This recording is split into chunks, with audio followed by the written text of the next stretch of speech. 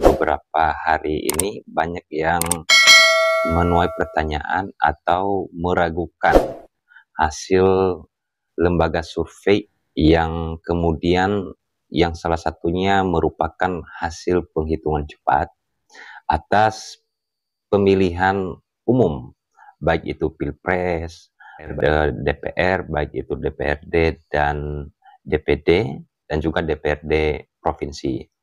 Nah, banyak yang bertanya, sebenarnya lembaga survei ini siapa yang membuat dan kemudian terdaftar di mana, dan kemudian dari mana sumber dana atau anggaran lembaga survei. Kemudian seberapa akurat sih hasil dari penghitungan cepat tersebut atau hasil dari quick count tersebut daripada perhitungan atau real count dari KPU.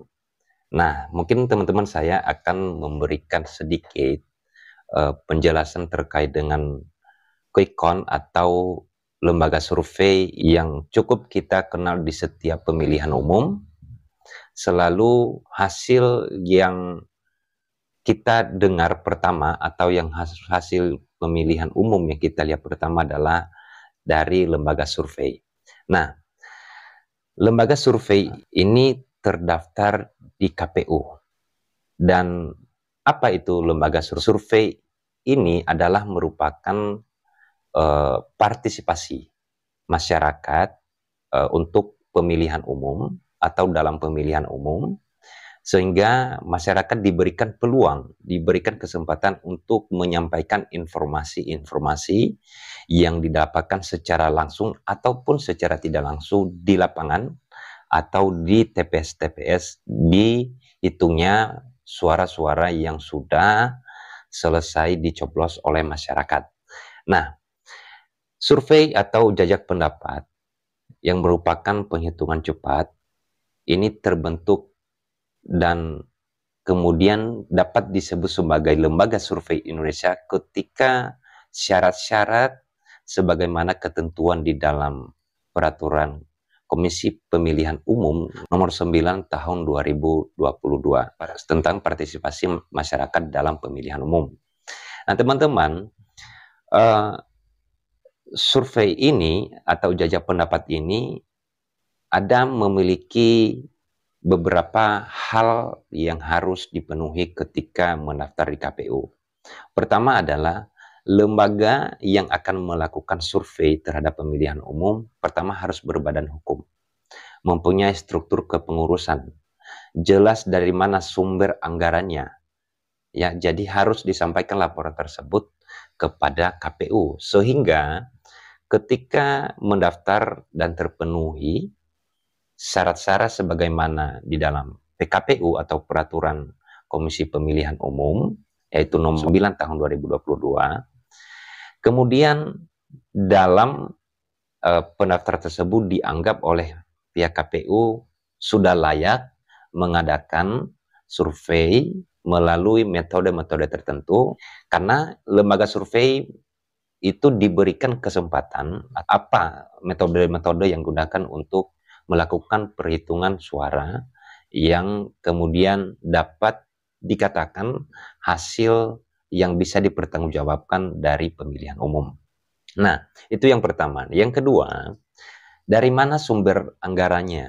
Nah, sumber anggarannya ini memang ini perlu diaudit oleh pihak auditor yang kemudian dilaporkan ke pihak KPU. Pada bulan Januari 2024, dari KPU menyampaikan catatan bahwa ada 63 lembaga survei yang mengajukan pendaftaran di KPU. Dan kemudian yang sudah terdaftar sebanyak 33. Nah, kemudian berikutnya, lembaga survei ini juga harus bisa mempertanggungjawabkan dengan memberikan sampel dari hasil perhitungan di TPS. Karena memiliki dua cara untuk mendapatkan hasil di lapangan. Pertama adalah dengan mendapatkan hasil di TPS langsung. Itu yang pertama. Yang kedua, dengan mendapatkan informasi melalui elektronik atau melalui alat komunikasi di TPS di mana diadakannya pemungutan suara. Ketika itu sudah didapatkan, maka dimasuki di dalam sistem. Setelah dimasuki dalam sistem, barulah jika kemudian diyakinkan dengan melampirkan sampel, baru dirilis oleh lembaga survei tersebut. Nah, itu teman-teman. Nah, kemudian yang menjadi pertanyaan selama beberapa hari ini adalah seberapa miripnya hasil dari perhitungan KPU dibandingkan dari hasil penghitungan cepat dari lembaga survei. Nah, selama ini dari hasil penghitungan cepat atau quick count dari lembaga survei yang sudah terdaftar dan sudah bersertifikat adalah hampir 85% atau 90% itu mendekati hasil resmi yang diumumkan oleh KPU.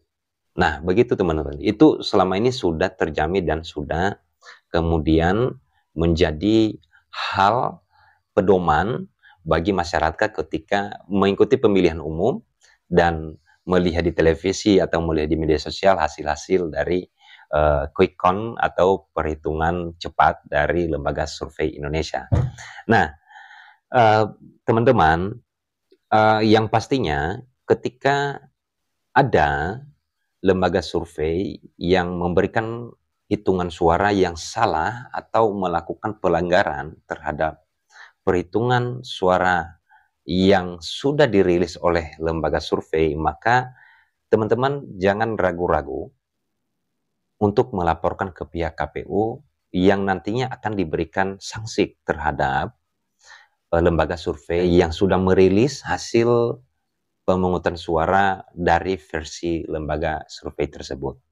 Nah, jadi pertanyaan teman-teman selama ini yang menanyakan ke saya bahwa apa sih dasar hukum dari lembaga survei Indonesia dan apa itu lembaga survei Indonesia, maka sudah terjawab teman-teman dengan melihat atau menonton video ini bahwa lembaga survei Indonesia ini adalah merupakan bentuk partisipasi masyarakat dalam pemilu. Itu hasilnya dari mana? Hasil dari pemungutan suara di TPS, baik yang didapatkan secara langsung atau secara tidak langsung. Apa dasar hukumnya? Dasar hukumnya adalah di Peraturan Komisi Pemilihan Umum Nomor 9 Tahun 2022 dan kemudian juga diatur di dalam Undang-Undang Nomor 7 Tahun 2017 tentang Pemilihan Umum di Pasal 448 dan Pasal 449.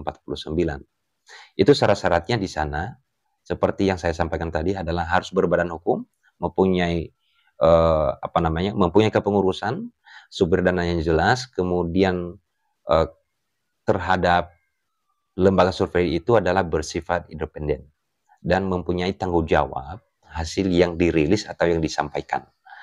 Nah, itu teman-teman, semoga terjawab pertanyaan teman-teman semua, dan kita tidak bisa pungkirin juga bahwa hasil dari perhitungan cepat dari lembaga survei yang sudah terdaftar dan sudah bersertifikat dari KPU adalah ada selisih atau ada kesalahan, karena tidak dijamin 100% bahwa lembaga survei itu adalah hasil yang merupakan pedoman KPU dalam mengumumkan hasil pemilihan umum secara resmi.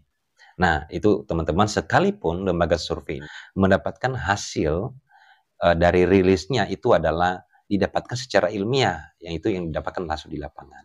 Nah, itu teman-teman, semoga bermanfaat dan sampai jumpa kembali pada video berikutnya. Kalau ada pertanyaan atau ada komentar atau ada sarannya, silahkan dimasukin di dalam kolom komentar.